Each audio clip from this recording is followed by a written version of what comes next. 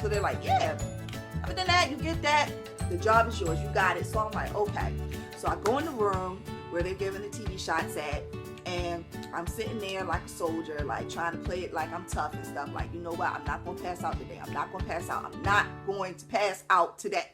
I go there, get my shot, and surprisingly, I didn't pass out. So I leave. They're like, you good? I said, I'm good. You know, I'm proud of myself. I walk out the room. I go in the hallway. I'm on my way out the door. Next thing you know, I didn't even make it out the building, and I passed out. I don't even remember passing out, but when I woke up, the lady that hired me was standing over top of me asking me did I want some water. And she was like, oh my God, like this has never happened before. Like, why didn't you tell us that you had a phobia of needles? And I was just like, OMG. Like, I just knew that I was not going to get the job, but I still got the job. She still gave me the job, which I was very happy.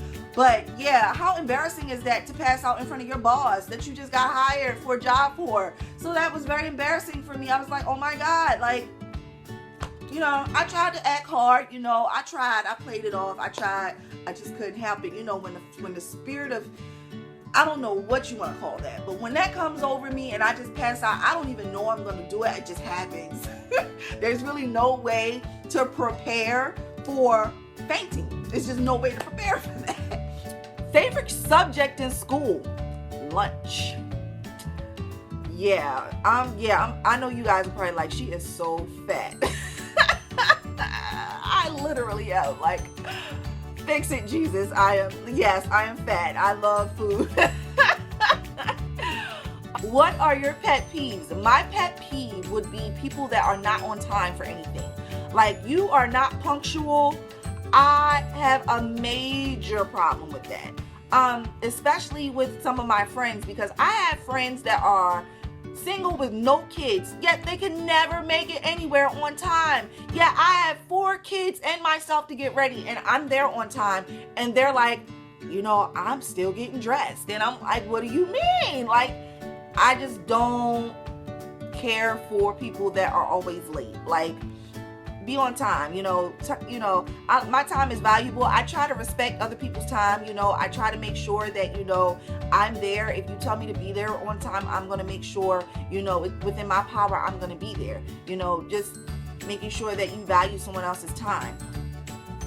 Advice that I would give someone starting out on YouTube: love what you do and do what you love. Because when you're on YouTube, if you're on YouTube for the wrong reasons, because you're trying to make money, that's really not going to come anytime soon. If you're looking to gain popularity and, you know, you want to, you know, be famous, that's really not enough reasons to join YouTube. I joined YouTube, you know, because I wanted to inspire other people, and I was requested by several people to kind of do something to show, you know, how, you know, I do what I do. So YouTube was a great platform for that. The reason why I say do what you love and love what you do is because, you know, a major factor, YouTube is like another business. It's another business, and you really have to, you know, you got to respond to, you know, your audience. You know, you have to talk to your audience. You have to engage with your audience. And not to mention, video editing is very time consuming. Like, you know, you guys only see 15 to 20 minutes of a video that I do, but it literally takes me hours to edit a video and to give you quality content that I know you guys would enjoy. So, you know, if you're really not into, you know, the creative process of having a YouTube channel, you shouldn't just do it because you're looking for money or you're looking for some type of status as far as being famous or blowing up on YouTube. That's not the reason to do it. Do it because, you know, you have something to offer to the world. Do it because you want to inspire people. Do it because, you know, it's something that you really enjoy doing. So that would be my advice to, you know, someone starting out on YouTube. And another thing is, don't wait to have all the equipment, because I know, you know, you see a lot of YouTubers and they had the HD cameras and they have all this fancy equipment, and, you know, that will come in time, you know. But if you're saying that I'm not going to start a channel only because you don't have all the equipment, that's not a good enough reason to start. You know, use your phone. I mean, if you really have quality content, people are going to watch regardless, whether you have a phone or you have an iPhone or you have a camera, maybe a Canon TI, you know, whatever.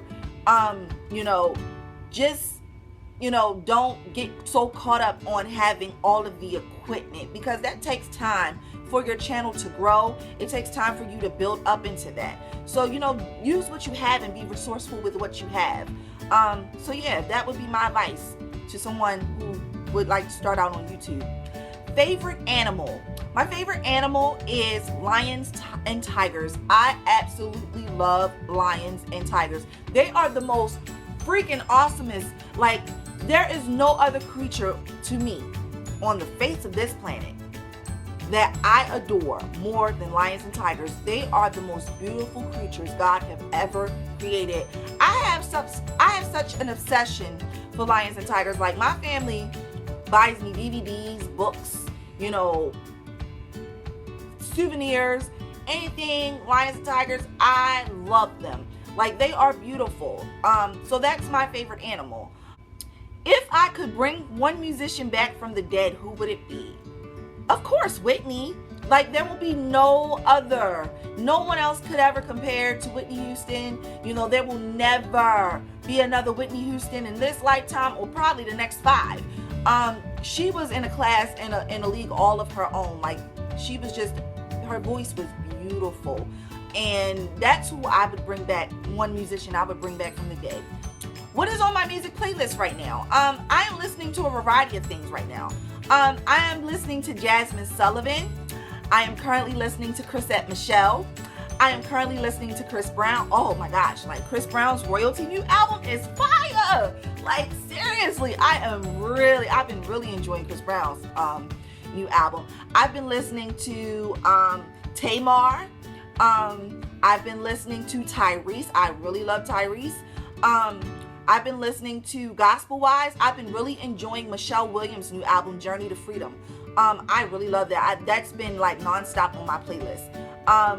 I enjoy Erica Campbell, Mary, Kiara Sheard, Fred Hammond. Is there anyone else that I am currently missing? I think that's, you know, for the most part, a lot of, you know, who I'm listening to right now on my, I know there's more, but I mean, those are the main folks that I'm listening to on my playlist right now. What was my dream job growing up? So, okay, listen. When I was a kid, I wanted to be a Soul Train dancer. Seriously, like, like, seriously. I wanted to be a Soul Train dancer, and, you know, that was my dream job. And I used to tell my mom all the time, when I became an adult, I was going to go on Soul Train and be a Soul Train dancer. Like, that was my dream job. You know, I wanted to go on there, you know, and do my thing. And so that was my dream job, you know, when I was a kid. If I could have one superpower, what would it be and why? If I could have one superpower, it would be talking to animals, communicating with animals. I would be like the next Dr. Dolittle. Like, I have a special bond with animals. Like, animals always have navigated towards me, especially since I moved in this house. I have squirrels, rabbits, foxes, ducks, you know, you name it. I have almost every animal you could possibly imagine in my yard. They just, you know, navigate, they just gravitate to me for some reason. I don't know why, but, you know, it would be nice, you know, to be able to communicate with them. So if I could have a superpower, it would be to communicate with the animals. What teacher inspired you the most and why? One teacher that comes to mind for me, when I was in the 9th grade, I was introduced to Miss Claudia Scunyon. And she had this program out. I can't remember the name of the program, but I was referred to her by one of my teachers in 8th grade. And she was such a great teacher. No teacher will ever compare to her, in my personal opinion. She was very hard on me. And at the time, I could not understand why she was so hard on me. But looking back at it, you know, she was a great teacher. And, you know, she wanted us to broaden our horizons and, you know, not be so small-minded in our thinking and, you know, really come up and explore different things and different cultures. And, you know, I remember, you know, when we would first come in her class, she would have us read the newspaper. Now, I wasn't really big on reading back in the day, and especially not newspapers, and I just thought it was boring. And then she would have us sitting there reading newspapers and listening to classical music, and I wasn't feeling it. I wanted to listen to Tupac, and I really wasn't into no reading no newspapers. But, you know, she was really trying to broaden our horizons and just show us that there is more to life than what we were doing at the time. And, you know, I will always be grateful to her for that, because she saw something in me that I didn't see in myself. And so I am shouting you out, Miss Claudia Scullion. If you're watching, I think you are an awesome teacher, and I love you. And, you know, you have really impacted my life in a very positive way. So thank you. And God really used you to come into my life. And, you know, you will always be, you know, memorable in my heart to me. So thank you, Miss Claudia Scullion. Thank you. What words of wisdom would I pass on to my childhood self? That's an awesome question. Words of wisdom that I would give my younger self would be definitely stay true to who you are and not to let anyone dim your light. Because I have had people who have tried to dim my light, or I felt like I had to, you know, alter myself to please someone else. And another thing I would tell myself too is to really stay prayed up. I wish that, you know, I would have, especially in my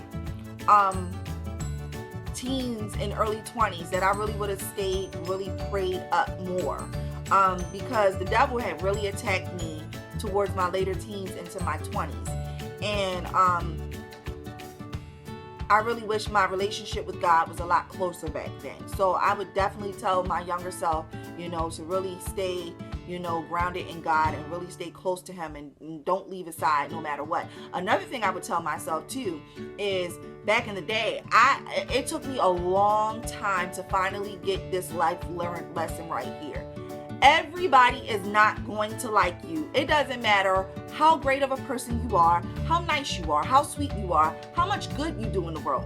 Everybody is not going to like you. I struggled with this particular thing for a long time. In my teens and all through my 20s, I struggled with wondering why everybody did not like me. And I didn't for the life of me understand why people didn't like me, because I was like, I'm a nice person, you know, I don't understand why everybody doesn't like me.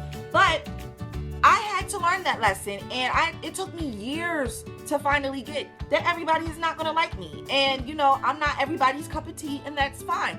And I don't like everybody, you know. So, you know, those are some of the words of wisdom that I would definitely give my younger self. So you all know, I hope you guys really enjoyed this TMI tag. And, you know, it's, you know, we are having a serious blizzard right now. So, you know, I hope you guys are staying warm, you know, staying safe, and, you know, just really enjoying, you know, being, you know, snowed in right now.